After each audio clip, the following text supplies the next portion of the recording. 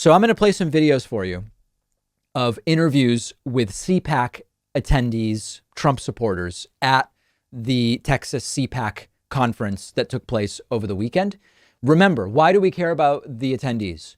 Without supporters, the current Republican movement, which is Trumpism, would just be Trump in a room yelling, and there would be nobody there. So you have to understand that the attendees give us insight into why Trump was even able to win. Okay, so let's get right into it. Let's get into some of these very, very strange interviews. Here we go. They should pay attention to their children and what they say when they come home from school. Don't criticize, listen. If there's things that go against what they've been teaching their children, then they need to go to a school board meeting. We all need to. Okay, so understand that. This is why Republicans win, okay? These are people at the conference, and as wacky as their beliefs are, they understand the way to win is you get involved at your local school board. Now, I'm not saying Democrats don't get involved at the local school board, but what I am saying is Republicans have been so much better than Democrats for so long at working at all of these levels really strongly. They control all sorts of state and local boards of education. That's how they get this crazy nonsense in school and into classrooms. They do know what they're doing in that sense, in a way that I've not seen Democrats do well. Let's listen to some more. The books that our kids are being forced to read so that we can have an honest conversation with them. Right. There's a way to fight back, and the way to do it is use your words and use your money. Go to your schools. Don't send your kid to an indoctrination camp on college. Use your money. Email the alumni of the schools, email the donors, say this is what they're teaching my kids in school. I think the way we can combat it is by parents really knowing what's being taught in the schools. I don't know that passing laws do any good at all. Generally, a lot of the laws that are passed are either ignored or creates anger. But we have to get rid of the critical theory. Being on school boards, getting into elected offices, so that you know what the curriculum is that is being taught. This is how they have successfully done what Democrats have been unable to do for a really long time. So that's one side of CPAC. This is like the old school CPAC.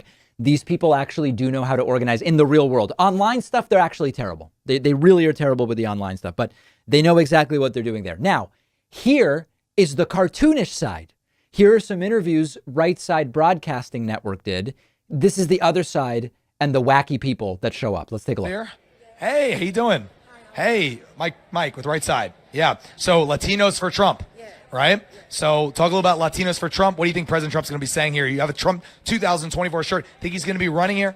Absolutely, I think so. Yes. What do you think his message is going to surround today? What do you want to hear him say the most, besides that he's running? That we are not going to let our country fall to communism. I was very excited when...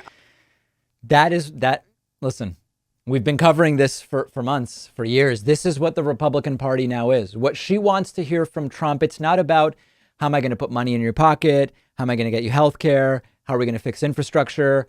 It's how are we going to stop communism? There's no threat of communism in the United States. There's no risk that the United States will become a communist country. Their messaging is nuts, but these people seem to have accepted it hook, line, and sinker. President Trump started talking about socialism because no one was having that conversation, even though we were seeing it happen in all of our communities. Wow. No one was having that conversation.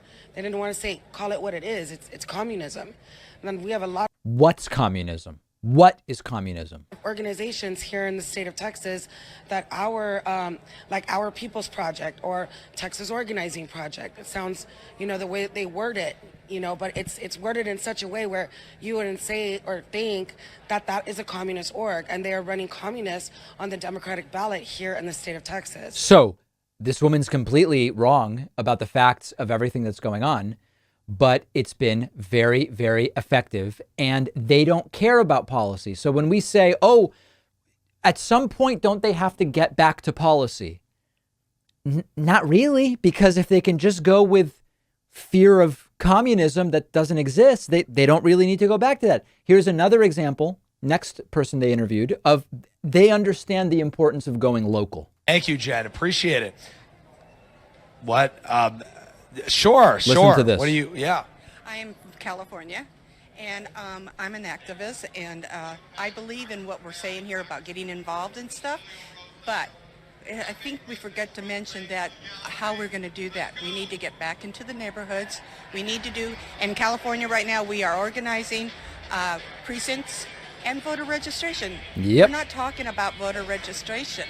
I think that's a great point. I'm glad you came. They get it, guys. They get it. And so as cartoonish as these people are, they can keep winning stuff.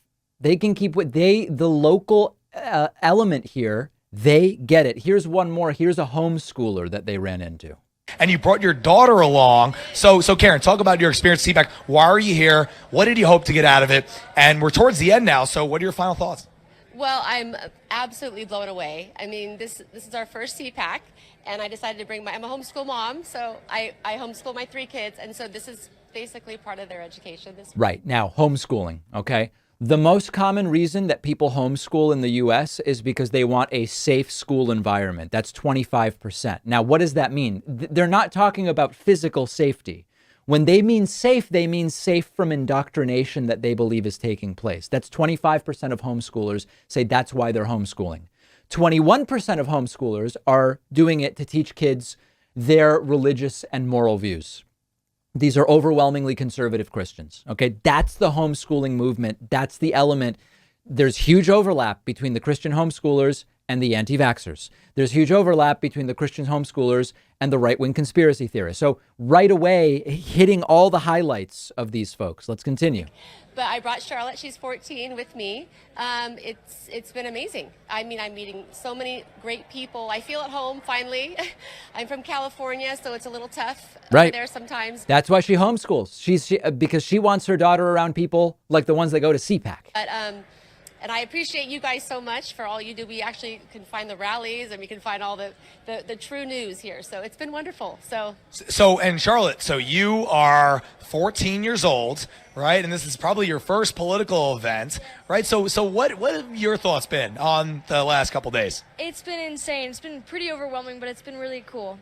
Like seeing everyone and meeting everyone. I especially liked when Trump had people chant, "Lock her up" about Hillary. So who is your favorite person that you've met? Have you met any Congress people, politicians? When Lauren Boebert said no vaccines, I thought that was so proud. I was so proud of that. It was so great. Meet anybody like that? We met Matt and Mercedes Schlapp. Oh, they were God. really kind to us, and it was really cool to meet them. Amazing. Like I said earlier, the great thing about CPAC is that grassroots people who just love this country. So there it is. Really horrifying stuff at CPAC, but these people vote. They won in 2016. They almost won in 2020. And we have a really big uphill battle in 2022 and 2024 upcoming. After the break, we'll talk about the CPAC straw poll winner and a bunch of other stuff. We'll have more on this on the show's Instagram. Find it at David Pakman Show on Instagram. Oh, by the way, follow me. I showed people my eggplant over the weekend on my Instagram, david.pakman. It's my first eggplant. And you can find that on my Instagram. Quick break, back after this. One of our sponsors is CuriosityStream, the subscription streaming service that offers thousands of documentaries from the world's best filmmakers. And right now, CuriosityStream is giving you 25% off, which comes out to just $14.99 a year. CuriosityStream has a bigger selection of documentaries than Netflix, Hulu, or Amazon. I'm always finding documentaries on CuriosityStream that I can't find anywhere else, and they always have the newest and most critically acclaimed titles. I just finished watching Autonomy, which is all about self-driving vehicles and emerging technology that's going to have a big impact on our economy, on our political system. I can watch CuriosityStream on all of my devices. They have documentaries on politics, economics, history, technology, psychology, you name it. And when you go to curiositystream.com/Pakman, my audience will get 25% off. That makes it $14.99 a year.